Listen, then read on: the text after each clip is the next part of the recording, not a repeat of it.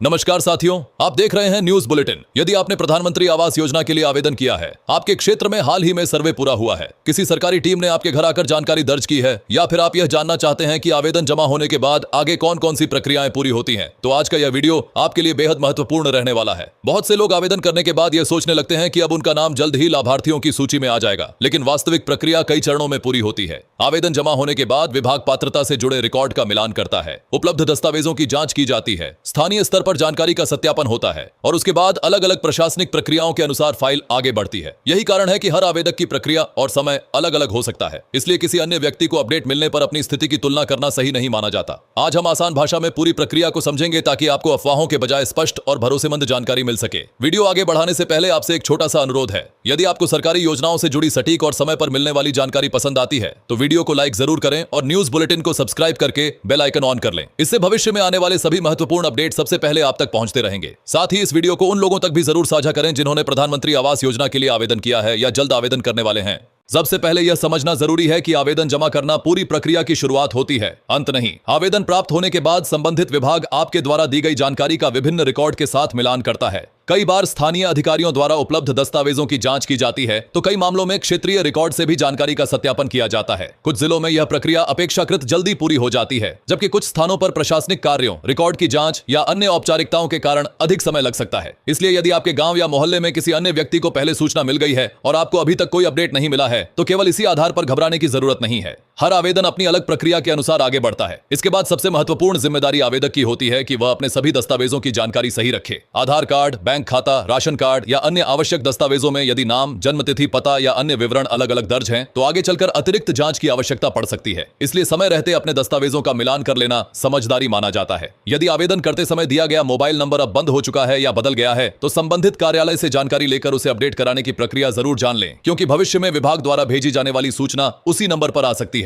अब बैंक खाते से जुड़ी बात भी समझ लेते हैं। आवेदन में जिस बैंक खाते की जानकारी दी गई है, उसका सक्रिय रहना बेहद जरूरी माना जाता है। यदि बैंक की ओर से केवाईसी या किसी अन्य औपचारिकता को पूरा करने का संदेश मिलता है, तो उसे समय पर पूरा कर लेना बेहतर रहता है। साथ ही यह भी हमेशा याद रखें कि कोई भी सरकारी अधिकारी फोन पर आपसे OTP, ATM pin, CVV, password या इंटरनेट बैंकिंग से जुड़ी गोपनीय जानकारी नहीं मांगता। यदि कोई व्यक्ति योजना का नाम लेकर ऐसी जानकारी मांगता है या जल्दी लाभ दिलाने का दावा करता है, तो सतर्क रहें और बिना पुष्टि किए किसी भी प्रकार की निजी जानकारी साझा न करें। अब बात करते हैं सर्वे और फील्ड वेरिफिकेशन की। कई क्षेत्रों में अधिकृत कर्मचारी घर घर जाकर परिवार की स्थिति, मकान की वर्तमान हालत और अन्य जरूरी जानकारियां दर्ज करते हैं। कुछ लोग यह मान लेते हैं कि सर्वे पूरा हो गया है, इसलिए अब उन्हें योजना का लाभ निश्चित रूप से मिल जाएगा, लेकिन ऐसा मान लेना सही नहीं है। सर्वे केवल वास्तविक स्थिति का आकलन करने और रिकॉर्ड को अद्यतन करने की प्रक्रिया का हिस्सा होता है। इसके बाद भी विभागीय स्तर पर कई अन्य चरण पूरे किए जा सकते हैं। इसलिए यदि आपके घर कोई कर्मचारी आता है, तो पहले उसकी पहचान सुनिश्चित करें और उसके बाद ही आवश्यक जानकारी उपलब्ध कराएं। आजकल सोशल मीडिया और व्हाट्सएप पर प्रधानमंत्री आवास योजना से जुड़े कई संदेश तेजी से वायरल होते रहते हैं। कहीं दावा किया जाता है कि सभी आवेदकों के खाते में जल्द राशि आने वाली है, तो कहीं यह कहा जाता है कि अगली सूची में हर व्यक्ति का नाम शामिल होगा। ऐसी खबरें सुनने में आकर्षक जरूर लगती हैं, लेकिन हर वायरल संदेश सही हो यह जरूरी नहीं है। इसलिए किसी भी सूची, स्क्रीनशॉट या फॉरवर्ड किए गए संदेश पर भरोसा करने से पहले संबंधित विभाग या अधिकृत माध्यम से उसकी पुष्टि जरूर करें। केवल सोशल मीडिया पर दिखाई देने वाली जानकारी के आधार पर कोई निष्कर्ष निकालना उचित नहीं माना जाता। यदि आपने काफी समय पहले आवेदन किया था और अभी तक कोई स्पष्ट अपडेट प्राप्त नहीं हुआ है, तो केवल इंतजार करने के बजाय आवेदन की वास्तविक स्थिति जानने का प्रयास करें। कई मामलों में रिकॉर्ड की जांच जारी होती है, स्थानीय सत्यापन पूरा नहीं हुआ होता या किसी दस्तावेज की दोबारा पुष्टि आवश्यक होती है। इसका अर्थ यह नहीं है कि आवेदन स्वतः निरस्त हो गया है।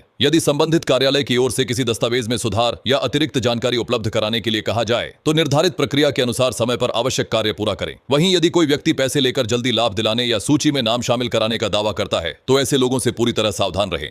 लाभार्थी सूची को लेकर भी कई तरह की गलतफहमियां देखने को मिलती हैं। कुछ लोग किसी सूची में नाम दिखाई देने पर पूरी प्रक्रिया समाप्त मान लेते हैं, जबकि कुछ लोग नाम न मिलने पर यह सोच लेते हैं कि उनका आवेदन अस्वीकार हो गया है। वास्तव में अलग अलग क्षेत्रों में सूची अलग अलग समय पर जारी या अपडेट हो सकती है। विभाग आवश्यकता के अनुसार रिकॉर्ड में संशोधन भी कर सकता है। इसलिए किसी सूची को देखने से पहले यह समझना जरूरी है कि वह किस क्षेत्र और किस चरण से संबंधित है। प्रमाणित जानकारी के लिए हमेशा अधिकृत स्रोत या संबंधित कार्यालय से ही पुष्टि करना सबसे बेहतर तरीका माना जाता है। एक और जरूरी बात यह है कि योजना से जुड़ी किसी भी भी जानकारी के लिए केवल भरोसेमंद माध्यमों का ही उपयोग करें। कई बार कुछ लोग गलत जानकारी फैलाकर आवेदकों को भ्रमित कर देते हैं या उनसे पैसे मांगने की कोशिश करते हैं। यदि कोई व्यक्ति यह कहता है कि वह निश्चित रूप से आपका नाम सूची में जोड़ देगा या जल्दी लाभ दिला देगा, तो ऐसे दावों पर भरोसा करने से बचें। योजना से जुड़ा हर निर्णय निर्धारित नियमों, पात्रता और उपलब्ध रिकॉर्ड के आधार पर ही लिया जाता है। अंत में यही कहा जा सकता है कि अपने सभी दस्तावेज सुरक्षित रखें, आवेदन में दी गई जानकारी सही बनाए रखें, मोबाइल नंबर और बैंक खाते से जुड़ी आवश्यक औपचारिकताएं समय पर पूरी करें तथा किसी भी नई सूचना पर भरोसा करने से पहले